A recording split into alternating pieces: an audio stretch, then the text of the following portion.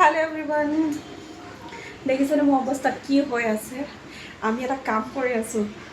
আৰু লগে ভাগে কৰিছো সো এইকাৰণে মই সিহঁতৰ কাৰণে চাহ বনাবলৈ আহিছো দেখিছেনে পুৰা চাহ আৰু এয়া সিহঁতৰ কাৰণে বনাই লৈ গৈছো চাহো বনাইছো এই ধৰণে চাহ বনাই লৈ গৈছো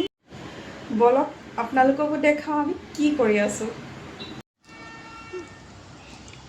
যদিও বিল্ডিংটোত কেইবাঘৰো মানুহ আছে ঠাণ্ডা দিনৰ এই খেতিখিনিৰ লগত সিহঁতে বেছি জড়িত হৈ থাকে চ' এইকাৰণে ময়ো ভাবিলোঁ এবাৰ ময়ো অলপ লগত লাগি যাওঁ কাৰণ ময়ো আগতে কৰিছিলোঁ খুব ভাল লাগে মই খুব ভাল পাওঁ চ' এইকাৰণে সিহঁতৰ লগত জইন হ'লোঁ যদিও সকলো ব্যস্ত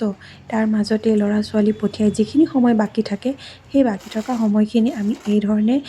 হাঁহি ফূৰ্তিৰে কিবা কিবি সৰু সুৰা কাম কৰিবলৈ চেষ্টা কৰোঁ আৰু এইদৰে আমি অলপ জেগা চাফা কৰিছোঁ আৰু দেখিছেনে মই সকলোৱে চাহ বনাই অনা চাহখিনি সকলোৱে খাবলৈ লৈছে আৰু এই খাই মেলি হাঁহি ফূৰ্তিৰে আমাৰ গাৰ্ডেনিং ষ্টাৰ্ট হৈছে আৰু এয়াই গোটেই দিনটো ইমান ধুনীয়াকৈ হাঁহি ফূৰ্তিৰে গ'লোঁ তাৰ পাছত চাওকচোন গৈ হস্পিটেল পালোঁগৈ গ'ল্ড ব্লাডাৰ ইনফেকশ্যন হৈ অৱস্থা বেয়া মানুহজনো ঘৰত নাছিল অৰুণাচললৈ গৈছিল কিন্তু লগৰ কেইগৰাকীয়ে মোক গৈ হস্পিটেলত ভৰ্তি কৰিবলগীয়া হ'ল বাকীখিনি নেক্সট ভিডিঅ'ত